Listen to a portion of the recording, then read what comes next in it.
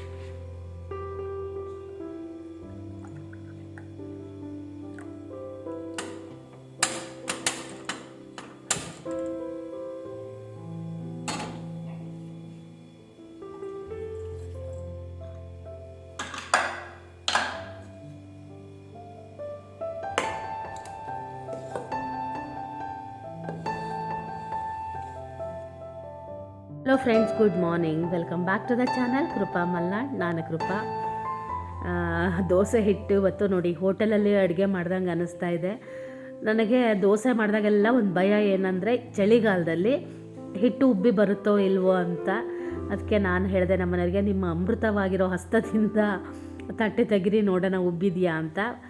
ಚೆನ್ನಾಗಿ ಉಬ್ಬಿತ್ತು, ತುಂಬ ಏನಲ್ಲ, ಚೆನ್ನಾಗಿ ಉಬ್ಬಿತ್ತು. ನಾನು ಏನು ಮಾಡಿದೆ ಅಂದರೆ, ಹಿಂದಿನ ದಿನ ನಾನು ಆಲೂಗಡ್ಡೆನ ಬೇಯಿಸಿದೆ ಅಲ್ವಾ, ಆ ಕುಕ್ಕರ್ನ ಇದ್ರ ಮೇಲಿಟ್ಟಿದ್ದೆ. ಆ ಬಿಸಿಗೋ ಏನೋ ಗೊತ್ತಿಲ್ಲ, ಚೆನ್ನಾಗಿ ಉಬ್ಬಿ ಬಂದಿತ್ತು. ಇವತ್ತು ತೋಟದಲ್ಲಿ ಕೊನೆ ತೆಗಿತಾ ಇದ್ದಾರೆ, ಹಾಗಾಗಿ ಅವರಿಗೆ ತಿಂಡಿ ಕೊಡಬೇಕು ನಾನು. ಅದಕ್ಕೆ ದೋಸೆ ಮಾಡಿಬಿಡೋಣ ಅಂತ ಮಾಡ್ತಾ ಇದ್ದೀನಿ. ನನಗಿದೆ ಈಸಿ ಅನಿಸುತ್ತೆ. ಇಡ್ಲಿ ಆದರೆ ಸ್ವಲ್ಪ ಕಷ್ಟ ಆಗಿಬಿಡುತ್ತೆ. ಕಷ್ಟ ಏನಲ್ಲ, ಆದರೆ ದೋಸೆ ಈಸಿ ಆಗುತ್ತೆ. ಹಾಗಾಗಿ ನಾನು ದೋಸೆನೇ ಮಾಡ್ಕೊಂಡಿದ್ದೆ. ಟೈಮ್ ಬಂದು 6:15 ಆಗಿದೆ. ನಮ್ಮ ಸಿಂಬ ಒಳಗಡೆ ಬಂದು ಮಲಗಿದ್ದಾನೆ. ನಮ್ಮನೆಯವ್ರು ಎದ್ದ ತಕ್ಷಣ ಫಸ್ಟು ಸಿಂಬನ ಒಳಗಡೆ ಬಿಡ್ತಾರೆ. ಇವಾಗ ಮಲಗಿದ್ದಾನೆ. ಅವನಿಗೆ ಸ್ವಲ್ಪ ಹೊಚ್ಚಿದ್ದೀವಿ. ನಮ್ಮ ಸಿಂಬ ಹುಷಾರಿಲ್ದಾಗಿಂದ ಚೆನ್ನಾಗಿ ಮಾತು ಕೇಳ್ತಾನೆ. ಯಾಕೋ ಏನೋ ಗೊತ್ತಿಲ್ಲ, ನಾವು ಬಂದ ತಕ್ಷಣ ಬಾಗಿಲು ತೆಗಿತೀವಿ ಅಂತ ಎದ್ದ ನೋಡಿ ಪಾಪ. ಅವನಿಗೇನೋ ಆ ಜಾಗ ಇಷ್ಟ, ಅಲ್ಲೇ ಮಲಗಿರ್ತಾನೆ. Good morning, welcome back to the channel Krupa Malnad. ನಾನು ಕೃಪಾ ಹೇಳಿದ್ದೀನಿ ಏನೋ ಗೊತ್ತಿಲ್ಲ. ಇವತ್ತು ಕೊನೆ ತೆಗಿಯೋದು, 9 ಜನರಿಗೆ ತಿಂಡಿ ಕೊಡಬೇಕು, ಊಟ ಕೊಡಬೇಕು. ಅದಕ್ಕೆ ದೋಸೆ ಮಾಡಿದ್ದೀನಿ. ನನಗೆ ದೋಸೆ ಮಾಡಿದಾಗೆಲ್ಲ ಹೆದರಿಕೆ ಆಗೋದು. ಅದು ಉಬ್ಬದೇ ಇದ್ದರೆ ದೋಸೆ ಚೆನ್ನಾಗೇ ಆಗೋಲ್ಲ, ಒಂಥರ ಒರಟಾಗ್ಬಿಡುತ್ತೆ. ಉಬ್ಬಿದ್ರೆ ಮೆತ್ತಗೆ ಚೆನ್ನಾಗಿರುತ್ತೆ. ನಾನು ಅನ್ನನೂ ನಿನ್ನೆ ಸ್ವಲ್ಪ ಜಾಸ್ತಿ ಹಾಕಿನೇ ಮಾಡಿದ್ದೆ. ಆಮೇಲೆ ಏನು ಮಾಡಿದೆ, ಕುಕ್ಕರನ್ನ ಆಲೂಗಡ್ಡೆ ಬೇಯಿಸಿ ಅದ್ರ ಮೇಲೆ ಇಟ್ಟಿದ್ದೆ. ಚೆನ್ನಾಗಿ ಹುಳಿ ಬಂದಿದೆ. ಎದ್ದಿದ್ದು ಇವತ್ತು ಲೇಟ್ ಆಯ್ತು. ಬರೀ ಜಸ್ಟ್ ಮುಖ ತೊಳೆದಿದ್ದೀನಿ ಅಷ್ಟೇ, ಕಸ ಹೊಡೆದಿಲ್ಲ, ಏನೂ ಇಲ್ಲ. ಯಾಕೋ ಗೊತ್ತಿಲ್ಲ, ಇವತ್ತು ಹೇಳ್ಬೇಕು ಅನ್ನಿಸ್ಲಿಲ್ಲ. ಏನಾಯಿತು ಅಂದರೆ, ನಿನ್ನೆ ನನಗೆ ಗಂಟ್ಲು ಕಡ್ತಾ ಕೆಮ್ಮು ಅಂದರೆ ಕೆಮ್ಮು. ನಾನು ನಿನ್ನೆ ಜ್ವರ ಬರುತ್ತೆ ಅಂದ್ಕೊಂಡಿದ್ದೆ. ಹಾಂ, ಬೈ. ಜ್ವರ ಬರುತ್ತೆ ಅಂತ ಅಂದ್ಕೊಂಡಿದ್ದೆ ರಾತ್ರಿ. ನಂಗೆ ಹಾಗೇನೆ ಅನ್ನಿಸ್ತಾ ಇತ್ತು. ಬೆಳಗ್ಗೆ ಎದ್ದಾಗ ವಾಯ್ಸೇ ಬರ್ತಿಲ್ಲ, ಹಂಗಾಗಿದೆ. ನಮ್ಮ ಸಿಂಬ ಆರಾಮ ಆಗಿದ್ದಾನಪ್ಪ. ನನಗೆ ಆಶ್ಚರ್ಯ ಆಗ್ತಾ ಇದೆ. ನಿನ್ನೆ ಗೇಟ್ ತೆಗಿತಿದ್ದಂಗೆ ಎಲ್ಲೂ ಹೋಗಲ್ಲ. ಈಗ ನಮ್ಮ ಹುಷಾರಿಲ್ದಾಗಿಂದ ನಮ್ಮ ಮಾತು ಕೇಳ್ತಾ ಇದ್ದಾನೆ. ಇಲ್ಲೇ ಓಡಾಡ್ತಾನೆ, ಅಲ್ಲೇ ಸುಸು ಎಲ್ಲ ಮಾಡ್ಕೊಂಡು ಬರ್ತಾನೆ. ಯಾಕಪ್ಪ ಈಗ ಪಟಾಕಿ ಹೊಡಿತಿದ್ದಾರೆ. ಈಗ ನಿನ್ನೆ ಇಲ್ಲಿ ಬಿದ್ದು ಓಡೋಗ್ಬಿಟ್ಟಿದ್ದಾನೆ. ನಾನು ಹೆದರುತ್ತಾ ಇದ್ದೀನಿ. ನಮ್ಮ ಮನೆಯವರು ಓಡೋಗ್ತಿದ್ದಾರೆ ಊಟ ಮಾಡ್ಸೋಕ್ಕೆ ಅಂತ ಇದು ಮಾಡಿದ್ವಿ. ಆದರೆ ಊಟ ಮಾಡ್ತಾ ಇಲ್ಲ ಅವನು, ನಾವೇ ಊಟ ಮಾಡಿಸ್ತಾ ಇದ್ದೀವಿ. ಅಲ್ಲಿ ತನಕ ಆ ಮನೆ ಇದೆಯಲ್ಲ, ಅಲ್ಲಿ ತನಕ ಓಡೋಗಿದ್ದಾನೆ. ಅವನು ಅವಾಗಲೂ ಹುಷಾರಿದ್ದಾಗ ಹಾಗೆ ಮಾಡೋನು. ನಮ್ಮ ಮನೆಯವರಿಗೆ ಒಂದು ಹೆದರಿಕೆ ಏನಂದರೆ, ಎಲ್ಲರೂ ನಾನು ನಿಧಾನ ಹೋಗ್ರಿ ಬರ್ತಾನೆ ಅಂತೀನಿ. ನಮ್ಮ ಮನೆಯವ್ರಿಗೆಲ್ಲರೂ ಹೋದರೆ ವಾಪಸ್ ಮನೆಗೆ ಬರದೇ ಇದ್ದರೆ ಅಂತೆ. ನೀನೊಂಥರ ಯೋಚನೆ ಮಾಡ್ತೀಯ, ನಾನೊಂಥರ ಯೋಚನೆ ಮಾಡ್ತೀನಿ ಅಂದರು. ಆಮೇಲೆ ಅದು ಹೌದು ಅಂತ ಅನ್ನಿಸ್ತು. ಏನಪ್ಪ ಆರಾಮ ಆಗಿದ್ದಾನೆ. ಹೊಟ್ಟೆ ಎಲ್ಲ ಸ್ವಲ್ಪ ದಪ್ಪ ಆಗಿದ್ದೆಲ್ಲ ಇಳಿದಿದೆ. ಏನೋ ದೇವ್ರ ಮೇಲೆ ಭಾರ ಅಷ್ಟೇ, ಏನು ಮಾಡೋಕ್ಕಾಗಲ್ಲ. ಮಲಗಿದ್ದಾನೆ ಪಾಪ. ಸಿಂಬು ಎದ್ದ ಮಗ, ಬಾಗ್ಲಾಗ್ತೀನಿ. ಎದ್ದ, ಮಲಗಿದ್ದು ಪಾಪ. ಅಲ್ಲೂ ಸೈಡಿಗೆ ಮ್ಯಾಟ್ ಹಾಕ್ಕೊಟ್ಟೆ, ಅಲ್ಲಿ ಮಲಗಲಿಲ್ಲ. ಈಗ ಕಸ ಹೊಡ್ಕೊಂಡು ಸ್ವಲ್ಪ ಹೊತ್ತು ಬಿಟ್ಟು ಕಸ ಹೊಡೆದು ನೀರು ಕುಡಿತಾ ಇದ್ದೆ. ಕಸ ಹೊಡೆದು ಬಾಗಿಲಿಗೆ ನೀರು ಹಾಕಿ ಆಲೂಗಡ್ಡೆ ಬಾಜಿ ಮಾಡ್ತೀನಿ. ಒಂದು ಸ್ವಲ್ಪ ಬದನೆಕಾಯಿ ಚಟ್ನಿ ಮಾಡೋಣ ಅಂತ. ಆಲೂಗಡ್ಡೆ ಒಂದು ಸ್ವಲ್ಪ ಇತ್ತ, ಎಷ್ಟಿತ್ತು ಅಷ್ಟನ್ನು ಇದು ಮಾಡಿದ್ದೀನಿ. ಅದಷ್ಟು ಬಾಜಿ ಮಾಡಿ ಒಂದು ಚೂರು ಬದನೆಕಾಯಿ ಚಟ್ನಿ ಮಾಡ್ತೀನಿ. ತುಂಬ ಚಳಿ ಇದೆ ಹೊರಗಡೆ, ತುಂಬ ಅಂದರೆ ತುಂಬ. ಎದ್ದ ಮಗ, ಬಾಗ್ಲಾಗ್ತೀನಿ. ಮಲಗಿದೆ ಹೆಂಗೆ, ಬಾಗ್ಲಾಗ್ತೀನಿ. ಎದ್ದ, ಚಳಿ ಆಗುತ್ತೆ. ಎದ್ದ, ಇಲ್ಲಿ ಮ್ಯಾಟ್ ಹಾಕ್ಕೊಟ್ಟಿದ್ದೀನಿ, ಅಲ್ಲಿ ಬೇಡ ಅಂತ. ಅಲ್ಲಿ ಮಲಗಲ್ಲ, ಅವ್ನ ಜಾಗನೇ ಆಗ್ಬೇಕು ಅವನಿಗೆ ಸಮಾಧಾನ ಆಗೋಕ್ಕೆ. ಅಲ್ಲ ಗುಂಡಣಿ, ಬೊಂಗೋರಿ ಇದು ಬಾಯಿ ನೋಡಂಗಿಲ್ಲ. ಇಲ್ಲಿ ನೋಡಿ, ಅನ್ನ ಊಟ ಮಾಡಿಸ್ತೀವಲ್ಲ ಅದ್ರದ್ದು. ಎದ್ದ ಮಗ, ಎದ್ದ. ಯಾರು ಶಿಂಬು? ಏನು?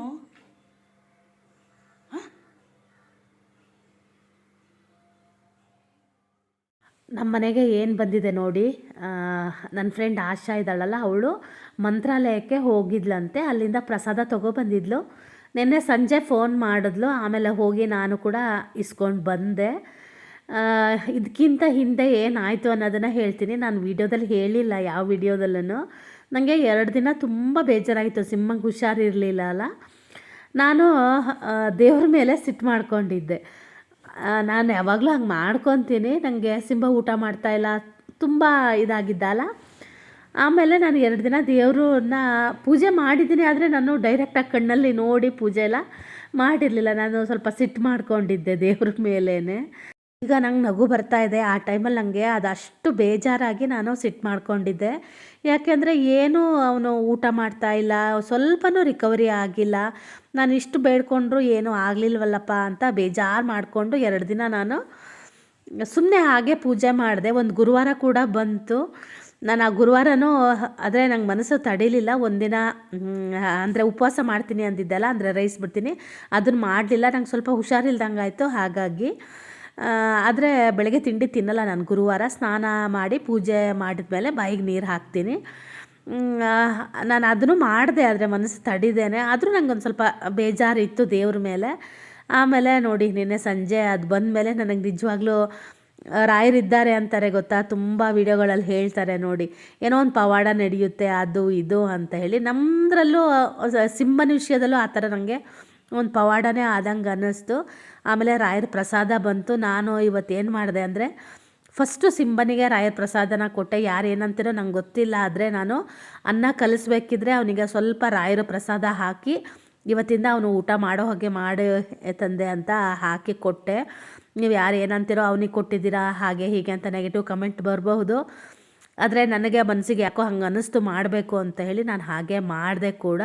ತಪ್ಪು ಒಪ್ಪು ಎಲ್ಲ ನಾನು ದೇವರಿಗೇ ಬಿಟ್ಟಿದ್ದೀನಿ. ಏನೇ ಆದರೂ ದೇವ್ರು ನೋಡ್ಕೊಂಡ್ಲಿ ಅಂತ ಹೇಳಿ. ನಂಗೆ ನಿಜವಾಗ್ಲೂ ಅಷ್ಟು ಬೇಜಾರ ಥರ ಅನಿಸಿತ್ತು. ಅದಕ್ಕೆ ಅರ್ಧ ನನಗೊಂದು ಸ್ವಲ್ಪ ಹುಷಾರಿಲ್ದಂಗೂ ಕೂಡ ಆಯಿತು. ಆಮೇಲೂ ಕೂಡ ನನಗೆ ಗಂಟ್ಲಿದಾಯಿತು, ಆಮೇಲೆ ಜ್ವರ ಬಂತು. ಹಾಗೆ ನಾನು ಒಂದಿನ ಭಾನುವಾರ ವೀಡಿಯೋ ಹಾಕಲಿಲ್ಲ ಗೊತ್ತಾ.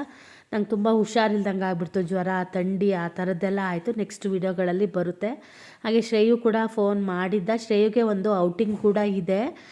ಅವನು ಏನಂತಾನೆ ಅಂದರೆ, ಸಿಂಹನ ಕರ್ಕೊಂಡು ಬನ್ನಿ ಅಂತ ಹೇಳ್ತಾ ಇದ್ದಾನೆ. ಆದರೆ ಅಷ್ಟು ದೂರ ನಮಗೂ ಕರ್ಕೊಂಡು ಹೋಗೋಕೆ ಆಗಲ್ಲ, ಅವನಿಗೂ ಅಭ್ಯಾಸ ಇಲ್ವಲ್ಲ. ಹಾಗಾಗಿ ಬೇಡ ಮಗ ಅಂತ ಹೇಳ್ತಾ ಇದ್ದೀವಿ. ನಮಗೂ ಮನೆ ಕರ್ಕೊಬಂದು ಬಿಡಬೇಕು, ಆದರೆ ಕೊಯ್ಲು ನಡೀತಾ ಇರೋದ್ರಿಂದ ನಮಗೆ ಅವನ್ನ ಮನೆ ಕರ್ಕೊಬಂದು ಬಿಡೋಷ್ಟು ಟೈಮ್ ನಮ್ಮ ಮನೆಯವರಿಗೆ ಇಲ್ಲ. ಹಾಗಾಗಿ ಈಗ ಸಿಂಹನ ಬಿಟ್ಟು ಹೋಗೋದಕ್ಕೂ ನಮಗೆ ರಗಳೆ ಆಗ್ತಾ ಇದೆ. ಯಾಕಂದರೆ ಅವನು ಊಟ ತಿಂಡಿ ಅವನಾಗೆ ಮಾಡ್ತಾ ಇಲ್ವಲ್ಲ. ಅವನು ಊಟ ತಿಂಡಿ ಎಲ್ಲ ಮಾಡಿದರೆ ನಾವು ಅಲ್ಲಿ ಹೋಟೆಲ್ಗೆ ಹೇಳಿ ಹೋಗ್ತಾ ಇದ್ವಿ. ಅವ್ನು ಮಾಡ್ತಾ ಇಲ್ಲಲ್ಲ, ಅವನಿಗೆ ನಾವೇ ಮಾಡಿಸೋದ್ರಿಂದ ಸ್ವಲ್ಪ ನಮಗೂ ರಗಳೆ ಅನ್ನಿಸ್ತಾ ಇದೆ. ಸ್ವಲ್ಪ ನಾರ್ಮಲ್ ಇದಕ್ಕೆ ಬರ್ತಾನೆ ಅನ್ನಿಸ್ತಾ ಇದೆ. ಯಾಕಂದರೆ ಅವನು ಎಲ್ಲೆಲ್ಲಿ ಕೂರ್ತಿದ್ದ, ಎಲ್ಲೆಲ್ಲಿ ನಿಲ್ತಿದ್ದ, ಆ ಜಾಗಗಳಿಗೆ ಹೋಗ್ತಾ ಇದ್ದಾನೆ. ಅವನ ಜಾಗ ಇದಾಗಿತ್ತು ಯಾವಾಗಲೂ. ಇಲ್ಲಿ ಕೂತ್ಕೊಂಡು ಅವರ ಡ್ಯಾಡಿನ ಅವನು ಕಾಯ್ತಾ ಇರ್ತಿದ್ದ, ಕಿಟಕಿಯಿಂದ ನೋಡ್ತಾ ಇದ್ದ. ಯಾವುದಾದ್ರೂ ನಾಯಿಗಳು ಅದೆಲ್ಲ ಹೋದರೆ ಸ್ವಲ್ಪ ಕೂಗ್ತಾ ಇದ್ದ. ಇವತ್ತು ಅಲ್ಲೇ ಬಂದು ಮಲಗಿದ್ದಾನೆ. ನೋಡೋಣ ಏನಾಗುತ್ತೆ ಅಂತ. ಇನ್ನೂ ನಮಗೆ ಅವನ ಮೇಲೆ ಗ್ಯಾರಂಟಿ ಏನಿಲ್ಲ. ಏನೋ ಗೊತ್ತಿಲ್ಲ ಅಷ್ಟೇ. ನಾನು ಕೂಡ ಅಷ್ಟೇ, ಅವನು ಎಲ್ಲಿರ್ತಾನೋ ಅಲ್ಲೇ ಸ್ವಲ್ಪ ಜಾಸ್ತಿ ಹೋಗಿ ಅವನ ಹತ್ರ ಕುತ್ಕೊಳ್ಳೋದು, ಮಾತಾಡೋದು, ಅವನನ್ನ ಪ್ರೀತಿ ಮಾಡೋದು, ಪದೇ ಪದೇ ಸ್ವಲ್ಪ ನೋಡ್ತಾ ಇರೋದು ಮಾಡ್ತೀನಿ. ನಮ್ಮನೆಯವರು ಅದೇ ಅಂತಾರೆ, ಸ್ವಲ್ಪ ಅವನ ಬಗ್ಗೆ ಜಾಸ್ತಿ ಗಮನ ಕೊಡು ಅಂತ ಹೇಳೇ ಹೋಗ್ತಿದ್ದಾರೆ. ಅಡಿಕೆ ಆರ್ಸೋಕ್ಕೆಲ್ಲ ಬಂದಿದ್ರಲ್ವ, ಅವನಿಗೆ ಫುಲ್ ಟೈಮ್ ಪಾಸ್ ಆಗ್ತಾಯಿತ್ತು. ಅವಾಗ ಅವ್ರ ಜೊತೆಗೇ ಇರ್ತಾಯಿದ್ದ. ಇವಾಗ ನಾನು ಎಷ್ಟು ಅಂತ ಮಾತಾಡ್ಸೋದು, ನನಗೂ ಕೆಲಸ ಇರುತ್ತೆ. ಹಾಗಾಗಿ ಇವತ್ತು 8ರಿಂದ 9 ಜನರಿಗೆ ತಿಂಡಿ ಕೊಡಬೇಕು. ನಾನು ಆಲೂಗಡ್ಡೆನ ಆಲ್ರೆಡಿ ಬೇಯಿಸಿದ್ದೆ. ಆಲೂಗಡ್ಡೆ ಸ್ವಲ್ಪ ಇತ್ತು, ಹಾಗಾಗಿ ಸ್ವಲ್ಪ ಈರುಳ್ಳಿನ ಜಾಸ್ತಿ ಹಾಕಿ ಬಾಜಿ ಮಾಡೋಣ ಅಂತ. ಮತ್ತೇನಾದರೂ ಕಮ್ಮಿ ಆಗಿಬಿಡುತ್ತೇನೋ ಅಂತ ಹೇಳಿ ಬದನೆಕಾಯಿ ಇತ್ತು, ಅದನ್ನು ಸ್ವಲ್ಪ ನಮಗೆ ಬದನೆಕಾಯಿ ಚಟ್ನಿ ತಿಂದರೆ ಬಾಜಿ ಆಗುತ್ತೆ ಅಂತ ಹಾಗೆ ಮಾಡಿದೆ.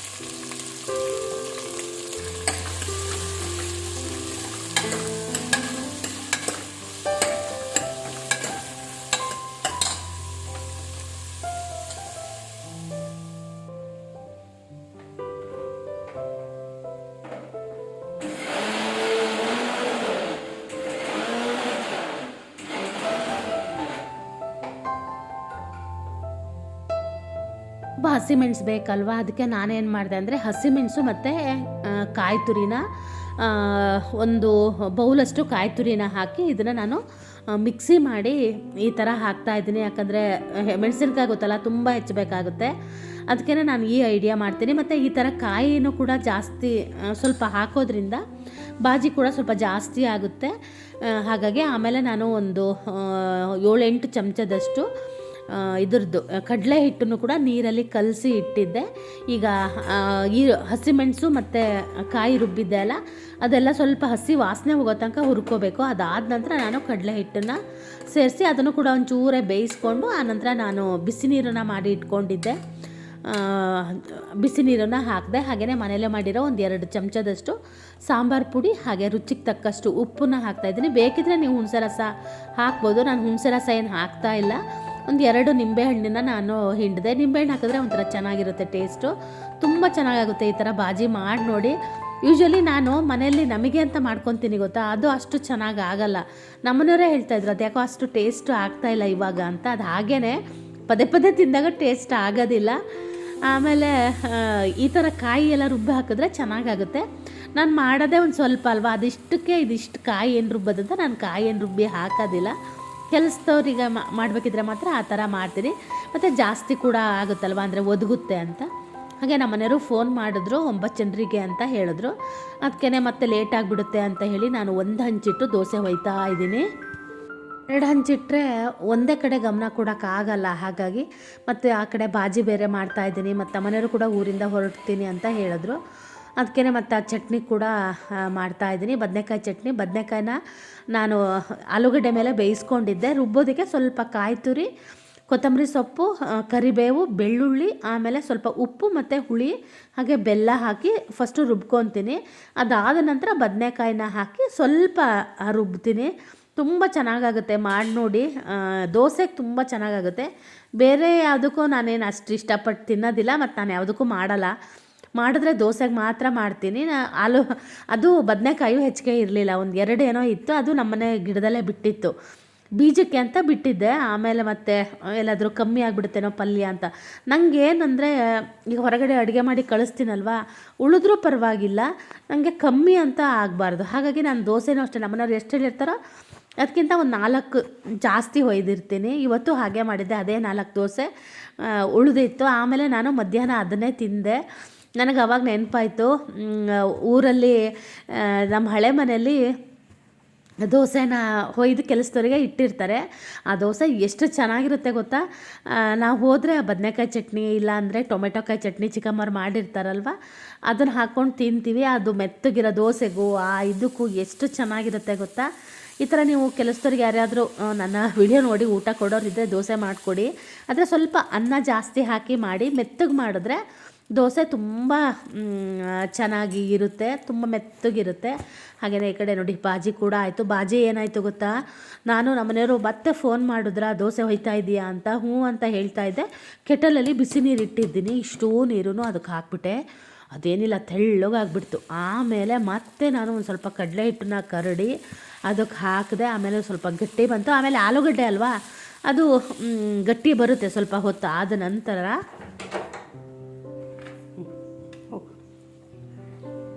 ಹೋಗೋ, ಡ್ಯಾಡಿ ಬಂದರು. ಹೋಗೋ, ಡ್ಯಾಡಿ ಬಂದರು. ಓಯ್ ಇಲ್ಲಿ ನೋಡಿರಿ ಸಿಂಬು.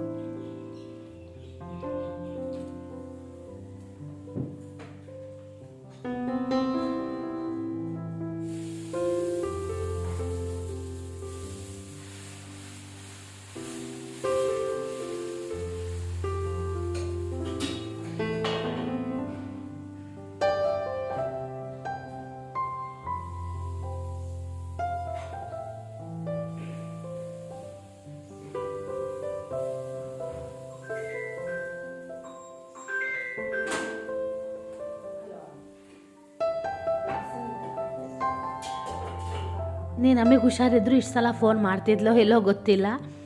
ಬೆಳಗ್ಗೆ ಎದ್ದ ತಕ್ಷಣ ಒಂದು ಸಲ ಮಾಡ್ತಾಳೆ, ಆಮೇಲೆ ಒಂದು ಸಲ ಮಾಡ್ತಾಳೆ, ಕಾಲೇಜಿಗೆ ಹೋಗೋಳು ಒಂದು ಸಲ ಮಾಡ್ತಾಳೆ, ಕಾಲೇಜಿಂದ ಬಂದಳು ಒಂದು ಸಲ ಮಾಡ್ತಾಳೆ, ಪದೇ ಪದೇ ಫೋನ್ ಮಾಡ್ತಾನೇ ಇರ್ತಾಳೆ.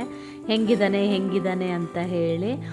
ಅದೇ ಆರಾಮಿದ್ದಾನೆ ಅಂತ ಹೇಳಿದೆ. ಮತ್ತು ನಮಗೀಗ ಒಂದು ಹೊಸ ಕೆಲಸ ಬೇರೆ ಆಗಿದೆಯಾ, ಸಿಂಬನಿಗೆ ಊಟ ಮಾಡಿಸೋದು. ಅಲ್ಲೇ ನಮಗೆ ಒಂದು ಅರ್ಧ ಗಂಟೆ ಹೋಗಿಬಿಡುತ್ತೆ. ಅದಕ್ಕೆ ನಮ್ಮ ಮನೆಯವರು ಬೇಗ ಬರ್ತೀನಿ ಅಂತ ಹೇಳಿದ್ರು. ಮತ್ತು ತಿಂಡಿ ಒಯ್ಯೋಷ್ಟೊತ್ತಿಗೆ ಲೇಟ್ ಆಗಿಬಿಡುತ್ತೆ ಅಂತ ಅವರು ಬಂದರೂ ನಾನು ಎಷ್ಟು ಬೇಗ ದೋಸೆ ಹೊಯ್ಯೋದಕ್ಕೆ ಶುರು ಮಾಡಿದ್ದೀನಿ ಗೊತ್ತಾ. ಅಷ್ಟಾದರೂ ದೋಸೆ ಹೊಯ್ದು ಆಗೇ ಇರಲಿಲ್ಲ. ಒಂದು 50 ದೋಸೆ ಮೇಲೆ ಬೇಕಲ್ವಾ. ಹಾಗಾಗಿ ಬಾಜಿ ಒಂದು ಆಯಿತು. ನೀವು ಎಲ್ಲ ಪ್ಯಾಕ್ ಮಾಡ್ಕೊಳ್ಳಿ, ನಾನು ದೋಸೆ ಹೊಯ್ದು ಕೊಡ್ತೀನಿ, ಆಮೇಲೆ ನೀವು ತಿಂಡಿ ತಿನ್ನಿ, ಆಮೇಲೆ ಸಿಂಬನಿಗೆ ಊಟ ಮಾಡಿಸೋಣ ಅಂತ ಹೇಳಿದೆ. ಬಂದ ತಕ್ಷಣ ನಾವು ಫಸ್ಟು ಅವನಿಗೆ ನೀರು ಕುಡಿಸ್ತೀವಿ, ಆಮೇಲೆ ಸ್ವಲ್ಪ ಹೊತ್ತು ಆದಮೇಲೆ ಊಟ ಹಾಕ್ತೀವಿ. ಯಾಕಂದರೆ ಎಲ್ಲದೂ ಒಟ್ಟಿಗೆ ಆದರೆ ವಾಮಿಟ್ ಮಾಡಿಬಿಡ್ತಾನೆ. ಹಾಗಾಗಿ ಮತ್ತು ತುಂಬ ಫೋರ್ಸ್ ಮಾಡಿ ಕೂಡ ಊಟ ಮಾಡಿಸೋ ಹಾಗಿಲ್ಲ. ಹಾಗೆ ಮಾಡಿದಾಗೂ ಹಾಗೆ ವಾಮಿಟ್ ಮಾಡಿಬಿಡ್ತಾನೆ. ಮತ್ತು ನಾವು ಅಷ್ಟೊತ್ತು ತನಕ ಕಷ್ಟಪಟ್ಟು ಮಾಡಿದ್ದು ಹಾಳಾಗಿಬಿಡುತ್ತೆ ಅಂತ ಹೇಳಿ ತುಂಬ ನಿಧಾನಕ್ಕೆ ಸ್ವಲ್ಪ ಟೈಮ್ ತೊಗೊಂಡು ಆ ಥರ ಮಾಡ್ತೀವಿ. ಈಗ ನಾನು ನಮ್ಮ ಮನೆಯವ್ರು ಬಂದಮೇಲೆ 2 ಹಂಚಿಟ್ಟೆ. ಬಾಜಿ ಆದ ನಂತರ 2 ಹಂಚಿಟ್ಟೆ. 2 ಹಂಚಿಟ್ಟ ಮೇಲೆ ದೋಸೆ ಬೇಗ ಆಗುತ್ತೆ. ಆದರೆ ಅದೇ ಗಮನ ಪೂರ್ತಿ ಈ ಕಡೆನೇ ಇರಬೇಕಾಗುತ್ತೆ. ಒಂಚೂರು ಗಮನ ಬೇರೆ ಕಡೆ ಕೊಟ್ವಿ ಅಂದರೆ ದೋಸೆ ಪೂರ್ತಿ ಸೀದೋಗ್ಬಿಡುತ್ತೆ. ದೋಸೆ ಹಂಚಿನ ಮೇಲೆ ಮುಚ್ಚೋದು ಎಲ್ಲಿ ಇಟ್ಟಿದ್ದೀನಿ ಅಂತ ನಂಗೆ ಸಿಗ್ತಾನೇ ಇಲ್ಲ. ಈಗ ಎಷ್ಟೊಂದು ದಿನ ಆಯಿತು, ನಂಗೆ ಹುಡ್ಕೋಕ್ಕೂ ಅದು ಮನಸ್ಸಿಲ್ಲ. ಹಾಗಾಗಿ ನಾನು ಸುಮ್ಮನಾದೆ. ಇಡ್ಲಿ ಪಾತ್ರೆ ಮುಚ್ಚಳ ಇತ್ತಲ್ವ, ಅದನ್ನೇ ಮುಚ್ತಾ ಇದ್ದೀನಿ. ಹಾಗೆ ನಮ್ಮ ಮನೆಯವರು ತಣ್ಣಗಾಗಿತ್ತಲ್ವ, ಅದನ್ನೆಲ್ಲ ಬಾಕ್ಸಿಗೆ ಹಾಕ್ಕೊಳ್ಳಿ ಅಂತ ಹೇಳಿದೆ. ಈ ಥರ ಆರಿಸಿ ಹಾಕೋದ್ರಿಂದ ದೋಸೆಗಳು ಒಂದ್ರ ಮೇಲೆ ಒಂದು ಹಾಕಿದ್ರೂ ಅಂಟಲ್ಲ. ಬಿಸಿ ಇರೋದನ್ನ ಆಮೇಲೆ ಹಾಕ್ಕೊಳ್ಳಿ, ಈಗ ಆರಿಸಿ ಇರ್ತೀನಲ್ವ ಅದನ್ನೆಲ್ಲ ಹಾಕ್ಕೊಳ್ಳಿ ಅಂತ ಹೇಳಿದೆ. ನಮಗೆ ಈ ಬಾಕ್ಸ್ ಒಂದು ಆಗಿ ಚೆನ್ನಾಗಾಯಿತು. ನಾನು ಪ್ರತಿ ಸಲನೂ ಕೊಯ್ಲ್ ಟೈಮಲ್ಲಿ ಅದು ಊಟಕ್ಕೆಲ್ಲ ಕಟ್ಟೋದಕ್ಕೆ ಬಾಕ್ಸ್ಗಳು ಸಿಗುತ್ತಲ್ವ, ಅದು ತೊಗೊಳ್ಳೋಣ ಅಂತ ಇದ್ದೆ. ಆದರೆ ಯಾವಾಗೂ ತೊಗೊಂಡ್ಲೇ ಇಲ್ಲ. ಆಮೇಲೆ ಇದು ನಾವು ದಿನಸಿ ಎಲ್ಲ ಹಾಕ್ತೀವಲ್ವ, ಅದೇ ಬಾಕ್ಸು.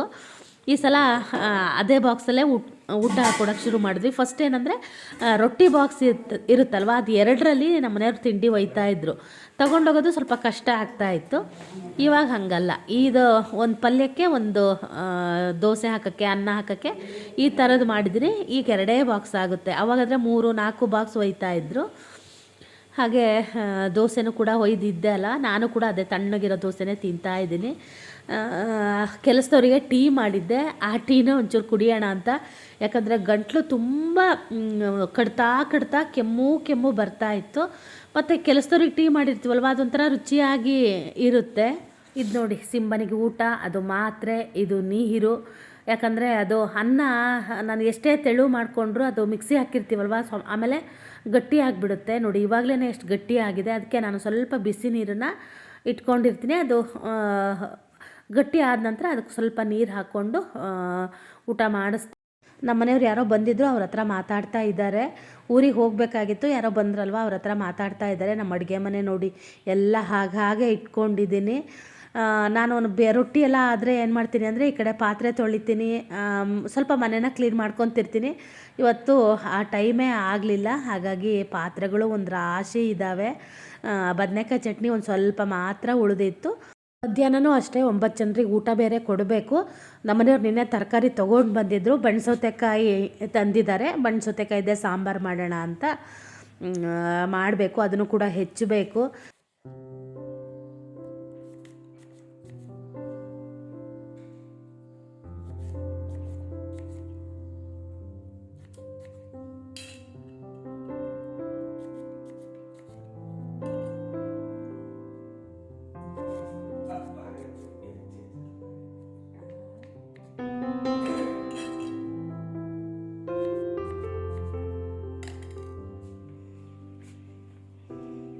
ಊಟ ಮಾಡಿ ಬಿಸಿಲು ಕಾಯಿಸ್ತಾ ಇದ್ದಾರೆ ಅವರು.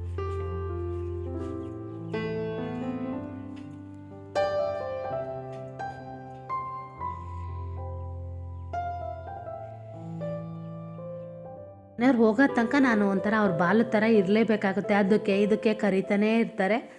ಹಾಗೆ ನಂದೆಲ್ಲ ಕೆಲಸನೂ ಆಯಿತು ನೋಡಿ. ಅಡುಗೆ ಮನೆ ಕೂಡ ಕ್ಲೀನ್ ಆಯಿತು. ಇವಾಗ ಹಾಲು ತಂದಿದ್ರಲ್ವ, ಹಾಲು ಕಾಯಕ್ಕಿಟ್ಟಿದ್ದೆ, ಅದು ಕಾದಿದೆ. ಹಾಗೆ ಈ ಕಡೆ ಬೇಳೆನೂ ಕೂಡ ಬೇಯೋದಕ್ಕೆ ಹಾಕಿದ್ದೀನಿ. ತರಕಾರಿ ಹೆಚ್ಚಿದ್ದೆ ಅಲ್ಲ, ಬೇಳೆ ಹಾಕಿದ್ದೀನಿ. ಹಾಗೆ ಸ್ವಲ್ಪ ಬೆಂಡೆಕಾಯಿ ಇತ್ತು, ಬೆಂಡೆಕಾಯಿ ಪಲ್ಯ ಮಾಡೋಣ ಅಂತ ಬೆಂಡೆಕಾಯಿ ಕೂಡ ಹೆಚ್ಚಿ ಇಟ್ಟಿದ್ದೀನಿ. ಅದ್ರ ಪಲ್ಯದ ಪುಡಿ ಇತ್ತು, ಹಾಗಾಗಿ ಅದು ಬೆಂಡೆಕಾಯಿ ಪಲ್ಯ ಮಾಡೋಣ ಅಂತ. ಬೆಂಡೆಕಾಯಿ ತುಂಬ ಚೆನ್ನಾಗಿತ್ತು, ತುಂಬ ಫ್ರೆಶ್ ಆಗಿತ್ತು. ಅದಕ್ಕೇ ಒಂದು ಸ್ವಲ್ಪ ಮಾತ್ರ ನಮ್ಮ ಮನೆಯವ್ರಿಗೆ ಭಾಳ ಇಷ್ಟ ಆಗುತ್ತೆ ಬೆಂಡೆಕಾಯಿ ಅಂದರೆ. ಅವ್ರು ಅಂದರು ಬೆಂಡೆಕಾಯಿ ಸಾಂಬಾರು ಮಾಡು ಅಂತ ಹೇಳಿದ್ರು. ಎಲ್ಲರೂ ಊಟ ಮಾಡ್ತಾರೋ ಇಲ್ಲ ಗೊತ್ತಿಲ್ಲಲ್ಲ, ಕೆಲವೊಬ್ಬರು ಬೆಂಡೆಕಾಯಿ ತಿನ್ನಲ್ಲ, ಮೂಲಂಗಿನೂ ಹಾಗೇ. ಹಾಗಾಗಿ ನಾನು ಹೆಚ್ಚಾಗಿ ಊಟಕ್ಕೆಲ್ಲ ಕೊಡಬೇಕಿದ್ರೆ ಮೂಲಂಗಿ ಎಲ್ಲ ಸಾಂಬಾರು ಮಾಡಲ್ಲ. ಹೆಚ್ಚಾಗಿ ನಾನು ಮಾಡೋದೇ ಬಣ್ಸೌತೆಕಾಯಿ ಸಾಂಬಾರು, ಎಲ್ಲರೂ ಊಟ ಮಾಡ್ತಾರೆ ಅಂತ ಹೇಳಿ. ಬೆಂಡೆಕಾಯಿ ಸಾರು ಕೂಡ ತುಂಬ ಚೆನ್ನಾಗಾಗುತ್ತೆ. ಆದರೆ ಅದೇ ಕೆಲವೊಬ್ರು ಊಟ ಮಾಡ್ತಾರೆ, ಕೆಲವೊಬ್ಬರು ಮಾಡಲ್ವಲ್ಲ. ಅದಕ್ಕೆ ನಾನು ನಿಮಗೆ ಬೆಂಡೆಕಾಯಿ ಪಲ್ಯ ಮಾಡಿಕೊಡ್ತೀನಿ ಅಂತ ಬೆಂಡೆಕಾಯಿನ ಹುರಿತಾ ಇದ್ದೀನಿ. ಬೇಕಿದ್ರೆ ನೀವು ಈರುಳ್ಳಿ ಕೂಡ ಹಾಕ್ಬೋದು. ನಾನು ಇವತ್ತು ಈರುಳ್ಳಿ ಹಾಕದೆ ಹಾಗೆ ಮಾಡೋಣ ಅಂತ, ಯಾಕಂದರೆ ಹೆಚ್ಚವ್ರು ಯಾರು ಅಂತ ಅಷ್ಟೇ. ಹೆಚ್ಚಿದ್ದಿದ್ದರೆ ಹಾಕ್ಬೋದಾಗಿತ್ತು, ಹೆಚ್ಚಿದ್ದಿರಲಿಲ್ಲ, ಹಾಗಾಗಿ ನಾನು ಹಾಕಲಿಲ್ಲ. ಬರೀ ಕೊಬ್ಬರಿ ಎಣ್ಣೆ, ಸಾಸಿವೆ, ಜೀರಿಗೆ, ಕರಿಬೇವು ಹಾಕಿದ್ದೆ. ಚೆನ್ನಾಗಿ ಅದು ಬೇಯಬೇಕು. ಒಂದು ಮುಕ್ಕಾಲು ಅಷ್ಟು ಬೆಂದ ಮೇಲೆ ನಾನು ಸ್ವಲ್ಪ ಬೆಲ್ಲ ಹಾಕಿದ್ದೀನಿ, ಹಾಗೆ ಉಪ್ಪನ್ನು ಕೂಡ ಹಾಕಿದ್ದೀನಿ. ಇದು ಪಲ್ಯದ ಪುಡಿ ಮಾಡಿ ಇಟ್ಕೊಂಡಿದ್ದೆ, ಅದನ್ನು ಒಂದು 3ರಿಂದ 4 ಚಮಚದಷ್ಟು ಹಾಕ್ತೀನಿ. ತುಂಬ ಚೆನ್ನಾಗಾಗುತ್ತೆ. ಬರೀ ಅನ್ನಕ್ಕೆ ಕೊಬ್ಬರಿ ಎಣ್ಣೆ ಇಲ್ಲ ಬಿಸಿ ಅನ್ನಕ್ಕೆ ತುಪ್ಪ ಹಾಕ್ಕೊಂಡು ಈ ಪಲ್ಯ ಹಾಕ್ಕೊಂಡು ತಿಂತಾಯಿದ್ರೆ ನೀವು 1 ತುತ್ತು ಊಟ ಮಾಡೋರು 4 ತುತ್ತು ಊಟ ಮಾಡ್ತೀರಾ, ಅಷ್ಟು ಚೆನ್ನಾಗಿರುತ್ತೆ ಈ ಪಲ್ಯದ ಪುಡಿ ರೆಸಿಪಿ ಕೂಡ ನಾನು ಪ್ರೀವಿಯಸ್ ವೀಡಿಯೋಗಳಲ್ಲಿ ಶೇರ್ ಮಾಡಿದ್ದೀನಿ. ತುಂಬ ಚೆನ್ನಾಗಾಗುತ್ತೆ, ಮಾಡಿ ನೋಡಿ. ಎಲ್ಲ ತರಕಾರಿ ಜೊತೆಗೂ ಈ ಪಲ್ಯದ ಪುಡಿ ಹೊಂದುತ್ತೆ.